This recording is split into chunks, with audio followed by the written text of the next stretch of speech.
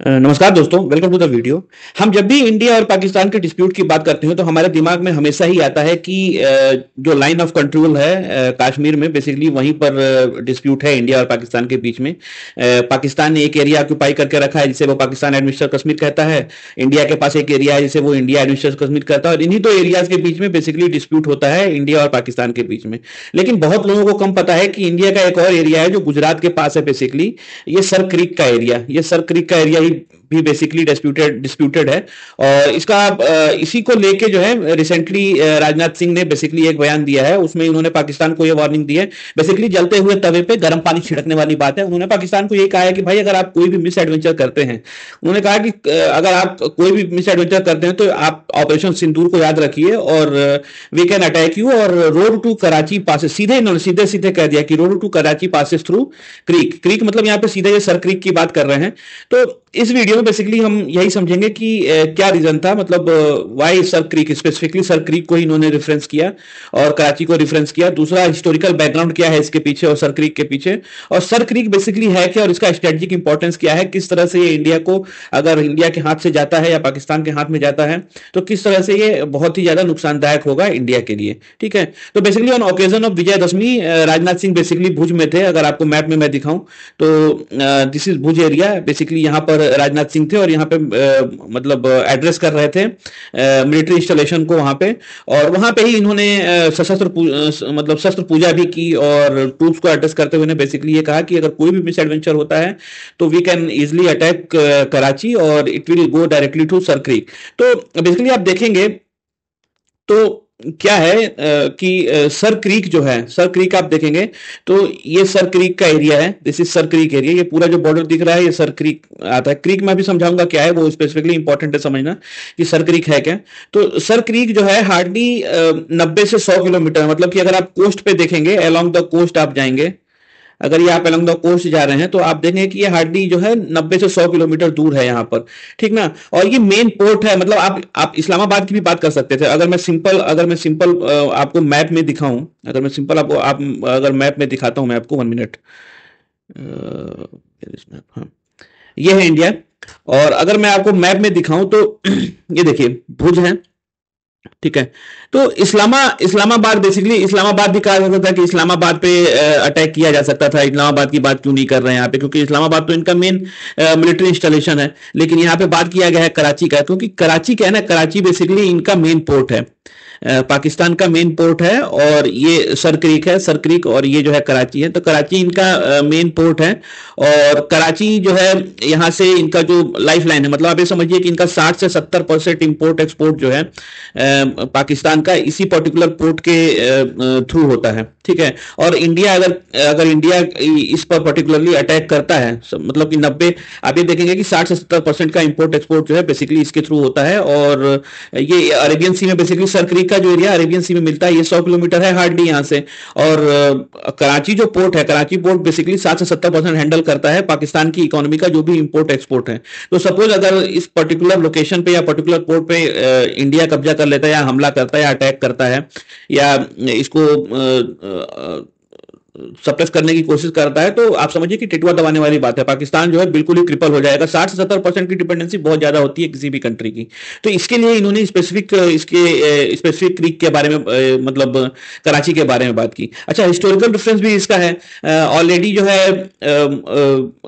पाकिस्तान ने यहाँ पे मिस एडवेंचर किया हुआ है 1965 के वॉर से पहले। तो उन्होंने ट्राई किया था कि रन ऑफ कच्छ में जो है इंडिया के ऊपर अटैक किया जाए, बट इंडिया ने ऑपरेशन द्वारका जो है चलाया। और ऑपरेशन द्वारका के अंडरगत इन्होंने कराची के जो वहां पर कोस्टल एरियाज हैं, जो भी रडार सिस्टम थे, उनको हैवली डैमेज किया। मतलब पाकिस्तान को बहुत ज्यादा नुकसान हुआ था। उसी तरह से 1971 में इन्होंने ऑपरेशन ट्राइडेंट और ऑपरेशन पाइथन, मतलब 2 दिन, 4 दिसंबर 1971 और 8 दिसंबर 1971, दोनों दिन ऑपरेशन ट्राइडेंट और ऑपरेशन पाइथन रन करके इन्होंने के जो पोर्ट है वहां का, जो कराची पोर्ट है, उसको डिस्ट्रॉय किया। वहां पे बहुत सारे शिप्स को नुकसान हुआ, ऑयल टैंकर्स को नुकसान हुए, जो पोर्ट का इंस्टॉलेशंस है, मतलब इंफ्रास्ट्रक्चर है, उसको भी बहुत ज्यादा नुकसान हुआ। तो पाकिस्तान की बहुत ही ज्यादा हालत खराब हो गई थी वहां पे। ठीक ना, तो इसी चीजों को रेफरेंस करते हुए कि भाई हम एक बार कर सकते हैं तो दूसरी बार भी कर सकते हैं। तो 1971 में और 1965 से पहले इंडिया ऑलरेडी इसके ऊपर जो है पाकिस्तान को मजा चखा चुका है। ठीक है, अच्छा ट्रिगर क्या हुआ? ट्रिगर ये हुआ कि बेसिकली कहा जाए कि इंडिया पाकिस्तान जो है वहां पे बिल्डअप कर रहा है, मिलिट्री बिल्डअप कर रहा है, फोर्स डिप्लॉयमेंट कर रहा है, और जैसे पेट्रोल यूनिट बढ़ा रहा है, अपना कोस्टल बोट्स और एम्फीबियस असेट्स बढ़ा रहा है, वैसे ही रडार और ड्रोन्स के सिस्टम्स भी बढ़ा रहा है। तो वहां पे बेसिकली ये था, रिपोर्ट थी कि मिलिट्री बिल्डअप हो रहा है पाकिस्तान का, और उसी को देखते हुए राजनाथ सिंह ने इस पर्टिकुलर इंस्टेंस को टारगेट करते हुए पाकिस्तान को आगाह किया है कि भाई आप कोई भी मिस एडवेंचर करने की कोशिश ना करें। तो सर क्रीक है क्या? सर क्रीक बेसिकली आप देखेंगे ना कि 96 किलोमीटर लॉन्ग जो है टाइडल एस्टुरी है। मतलब ये देखिए, जो इंडस नदी है, इंडस नदी का डेल्टा सिस्टम है। आप अगर आपको मैं दिखाऊं तो ये इंडस नदी है, और ये यहां पर जो है बेसिकली ये पाकिस्तान का जो सिंध है, जो सिंध एरिया है पाकिस्तान का, और गुजरात का जो भुज एरिया है, उसको बेसिकली ये डेल्टा सिस्टम जो है सेपरेट करता है। तो ये इंडस नदी जो है यहाँ पे पूरा डेल्टा बनाती है। इस डेल्टा में बेसिकली जो है, ये जो डेल्टा आप देख रहे हैं, ये पूरा डेल्टा जो है इंडस नदी बनाती है, ठीक ना। तो यहाँ पे छोटे छोटे पाथ हैं, जैसे ये एक पाथ है, ये पाथ है, ये सब यूस्टरीज है, क्रीक्स हैं, हर क्रीक का अलग अलग नाम है, ये क्रीक्स हैं, ठीक ना। ये रिवर है, ये क्रीक्स हैं, ठीक है। तो इसी में यहाँ पर जो है, इसी को लेकर जो है इनके जो है डिस्प्यूट चल रहा है कि बेसिकली पाकिस्तान का ये कहना है, सॉरी मैं स्ट्रीज के बारे में बात कर रहा था कि क्रीक्स होते क्या हैं। तो ये डेल्टा डेल्टा सिस्टम है रिवर का, और यहाँ पे छोटे छोटे ये क्रीक्स हैं। यहाँ पे बेसिकली क्या है, जो सॉल्ट वाटर है, अरेबियन सी का सॉल्ट वाटर है, ये इधर से धक्का मारता है, और इधर से नदी का पानी आ रहा है। तो ये मतलब जब टाइडल वेव आती है तो ये बहुत ही ज्यादा पानी जो है अंदर इनलैंड में जाता है। तो इनलैंड में क्या जाता है, तो जाता है तो अपने साथ सॉल्टी वाटर भी जाता है। तो यहाँ पे मुशी लैंड्स बनाता है ये पर्टिकुलर सिस्टम। तो यहाँ पे बेसिकली पेट्रोलिंग करना, कोई भी इंफ्रास्ट्रक्चर बनाना, बॉर्डर बनाना बहुत ही डिफिकल्ट है दोनों कंट्री के लिए, किसी एक कंट्री के लिए नहीं, दोनों कंट्री के लिए डिफिकल्ट है, ठीक है। तो इस चीज को लेकर यहाँ पे बेसिकली डिस्प्यूट है कि यहाँ पे बॉर्डर अभी तक पाकिस्तान का कहना है कि डिमार्केटेड नहीं है, और इंडिया ने कई बार कोशिश किया कि ये डिमार्केट किया जा सके। इंडिया बोलती है कि भाई हम थैलवेक सिस्टम यूज करेंगे या मिडिल सिस्टम यूज करेंगे। तो थैलवेक सिस्टम क्या है? थैलवेक सिस्टम अगर मैं आपको एक्सप्लेन करूं तो सपोज ये नदी है, नदी नदी का एक नेविगेशनल चैनल है। सपोज मान लीजिए नदी ऐसे बह रही है, सॉरी यहाँ नहीं, यहाँ बनाता हूँ। मान लीजिए नदी ये बह रही है, ये इस तरह से, ये पाकिस्तान का ये पाकिस्तान का एरिया हो गया, और ये इंडिया का एरिया हो गया। तो थैलवेक सिस्टम के हिसाब से इंडिया बोलता है कि आप जो है, जो नेविगेशनल चैनल जो सबसे गहरा एरिया है, वहां से जो है डिवाइड होना चाहिए या मिडिल चैनल इस्तेमाल करना चाहिए। थैलवेक क्या बोलता है कि सबसे ज्यादा जो गहरा जगह होगा जिस भी जगह पे, वहां से बाउंड्री क्रिएट होगी। अब क्या होता है कि कभी भी जो है, अगर मैं आप क्रीक्स देखेंगे तो क्रीक्स जो है मीटिंग पॉइंट है। क्रीक जो है मीटिंग पॉइंट है किसका? लैंड का और सी का, ठीक है। ये सी हो गया और लैंड हो गया, ये एरिया सारा जो है ये मीटिंग पॉइंट हो गया लैंड और सी का। तो ये बेसिकली ये डिमार्केट करता है कि किस तरह से बाउंड्री, जो एक्सक्लूसिव इकोनॉमिक जोन होता है जो कि सी का बाउंड्री एरिया डिवाइड करता है, जैसे ये सी है, ठीक है। तो इससे बाउंड्री एरिया कैसे डिसाइड होगा, ये basically exclusive economic zone decide करता है, ठीक ना। तो अब यहाँ पे बेसिकली इनका कहना ये है कि हम जो है, मतलब ये थैलवेक सिस्टम के हिसाब से इंडिया का कहना है कि आप ये जो बाउंड्री है, मान लीजिए ये नदी का मुहाना है, जो सबसे ज्यादा नेविगेशनल चैनल है, मान लीजिए गहराई यहाँ पे सबसे ज्यादा हुई या गहराई यहाँ पे सबसे ज्यादा हुई, ये है इंडियन साइड और ये है पाकिस्तान साइड, ठीक है। मान लीजिए गहराई सबसे ज्यादा जहां पर है सपोज, तो हम वहां से बाउंड्री क्रिएट कंसिडर करेंगे और उसी को जो है हम एज अ बाउंड्री मानेंगे, ठीक है। और या तो फिर हम मिड वे चुनेंगे। मतलब मिड वे का मतलब कि ये नदी बह रही है, और इसका जो मिड वे है, जो एकदम सेंटर का इलाका है, हम उसको जो है मान लेंगे कि यहां से बाउंड्री जाती है किसी भी कंट्री की। मतलब दो कंट्री है, दो कंट्री को रिवर डिवाइड कर रही है, तो हम थैलवेक सिस्टम यूज करेंगे, और जो सबसे गहरा नेविगेशनल चैनल है उसको यूज करके हम बाउंड्री डिमार्केट कर देंगे कि ये इसकी बाउंड्री है। या रिवर का मिडिल वे चूज करेंगे कि ये मिडिल वे है, हम उसको यूज करके बाउंड्री डिसाइड कर देंगे। पाकिस्तान का कहना है कि नहीं, हमारा जो बाउंड्री बनता है वो इस तरह से नहीं, क्योंकि ये नदी का जो है मतलब टाइडल सिस्टम है, इसकी बाउंड्री चेंज होती रहती है, ये गहराई चेंज होती रहती है। तो हमको ईस्टर्न साइड, मतलब इस साइड से आप कंसीडर करिए बाउंड्री। मतलब कहने का मतलब ये है कि आप ये एरिया तो ये अपना मान नहीं रहा है, बोल रहा है कि ये एरिया भी आप कंसीडर कर लीजिए कि हमारे एरिया में आता है। तो इसका सबसे बड़ा नुकसान क्या है?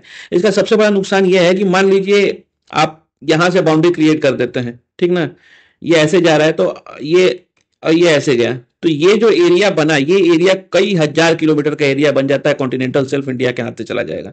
ठीक है, पाकिस्तान इसी के चक्कर में है। और इंडिया क्या बोल रहा है? इंडिया बोला है कि नहीं, हम थैलवेट सिस्टम या मिडिल वे सिस्टम यूज करेंगे और ये हम एरिया, तो जो हम मतलब कहने का मतलब है कि एक्सक्लूसिव इकोनॉमिक जोन जो है क्या कहता है, एक्सक्लूसिव इकोनॉमिक जोन ये कहता है कि जो भी मैरीटाइम जोन है वो कैसे डिसाइड होगा? वो डिसाइड होगा किसी भी कंट्री का जो बाउंड्री है, कौन मतलब जहां पर बाउंड्री बना दिया गया उससे 200 nautical mile 370 kilometre base line consider करके हम उसकी बाउंड्री मानेंगे। और वहां पे कोई भी एक्टिविटी हो गई, कोई भी रिसोर्सेज मिलेंगे, हाइड्रोकार्बन मिल रहा है, पेट्रोलियम मिल रहा है, गैस मिल रही है, या कोई मिनरल्स मिल रहे हैं, सब उसके ऊपर जो है उस कंट्री का अधिकार रहेगा।